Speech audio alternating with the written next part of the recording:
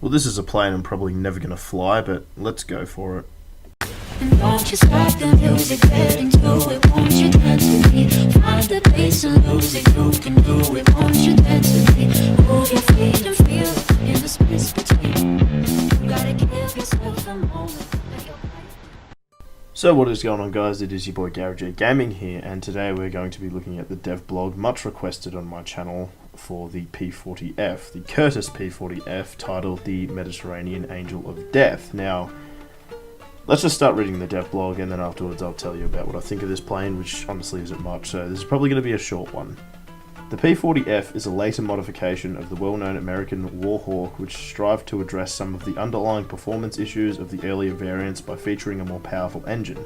After a more than successful campaign in the Mediterranean theatre, the P-40F is now ready to once more compete in total air supremacy in War Thunder's upcoming update 1.79.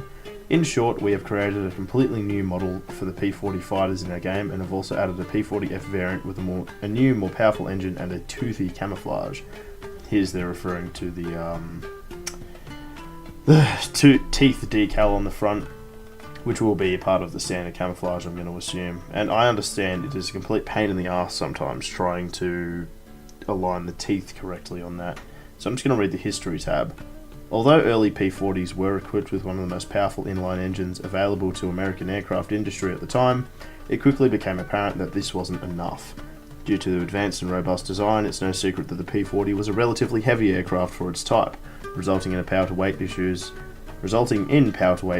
which would never be fully solved. Nonetheless, Curtiss engineers continued tweaking and improving the design in all aspects, trying to lessen the drawbacks of a high weight and insufficient power. In 1940, the American Packard Motor Car Company acquired a license to manufacture the Rolls-Royce Merlin engines in an effort to satisfy growing demands of British aviation industry. Additionally, the license gave American engineers access to more powerful engines at the time, where similar US engines were not available. Naturally, Curtiss engineers didn't waste any time outfitting the P-40 with a brand new license-built Merlin engine, resulting in the creation of the P-40F. Besides the internal engine upgrades, some external changes were also applied to the aircraft.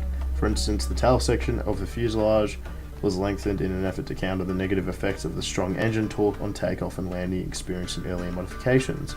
With the changes applied, serial production of the new P-40F was scheduled to begin in 1942. As the British and Commonwealth Air Forces were particularly keen on the Merlin-engined P-40 variant, they were also the first ones to receive the new P-40Fs as early as summer of the same year.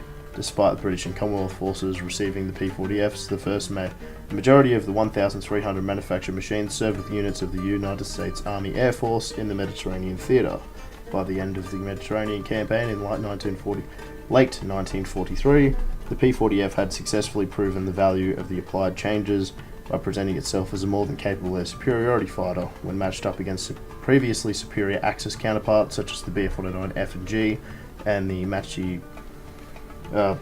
MC-202 and 205s. During its service in the Mediterranean, experienced pilots applying the right tactics showed that the Warhawk could no longer be considered the underdog, but instead an equal at the very least. Interestingly, the Soviet Union received P-40 fighters under the Lend-Lease program. They were considered to be aircraft with medium efficiency but were quite durable. Lieutenant Alexei Klobistov in one battle conducted 2 successful rams, and after that encounter the pilot and his Kitty Hawk were returned to the airfield. Holy shit. In War Thunder, the new P-40F will be an addition to the Rank 2 of the American aviation tree and will become available for research to all War Thunder players. When compared to the already present Kitty Hawk in War Thunder, the P-40F doesn't appear to differ much from its older brother at first glance. However, if we take a closer look at under the engine cowling, we'll spot the biggest difference between the two variants: the engine. Unlike the Kitty Hawk already present in War Thunder, the P-40F is equipped with a 1,300 horsepower Packard V1650 or V1650, whatever. I'd call that a V1650 engine, which in a sense is a license-built version of the famous Rolls-Royce Merlin engine, used to power a number of famous British warbirds such as the Hurricane and Spitfire, to name a few. The new engine allows the P-40F to perform better on low to medium altitudes than its Allison counterpart, but the lack of a more powerful supercharger prevents the aircraft from operating efficiently at higher altitudes. Another change, albeit minor one, is that most fans of the simulated difficulty will appreciate it, is the elongated tail section. This adjustment was intended to reduce the effect of high levels of torque generated by the engine on takeoff and landing, in turn making these easier to perform. As we're sure you already know, we regularly continue to expand the number of vehicles available to players with each major update. However, by doing so, we also continue our efforts on updating existing vehicle models in-game which no longer meet our quality standards. With that said, in addition to new modifications of one of the fan favourites of War Thunder, Update 1.79 will also bring with it a reworked 3D model for all existing P-40Es in-game. The new models feature a much greater number of polygons and improved textures, increasing their accuracy, detail and authenticity.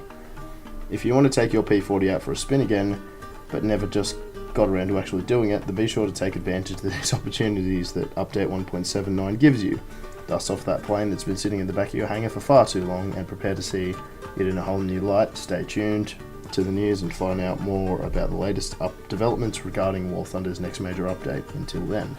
So, essentially we've got a plane that I'm probably going to research but never going to fly, because I've already stated in like the last video that I did, all the planes that I enjoy flying at low tier, I already play on a consistent basis, and the P-40s were not one of them. I've got most of the P-40s, but I just couldn't really be bothered to play them. Maybe it'll be different with this plane, I'm not too sure, but as a bit of a contrast, I do enjoy the early Spitfires, which are already equipped with Merlin engines, so it's not really the engine that's going to change it, it's mainly the airframe, and even though this does have a changed airframe, I still probably won't enjoy the early P-40s, and that's really down to the armament. I just don't like the layout of the armament and the way the plane handles.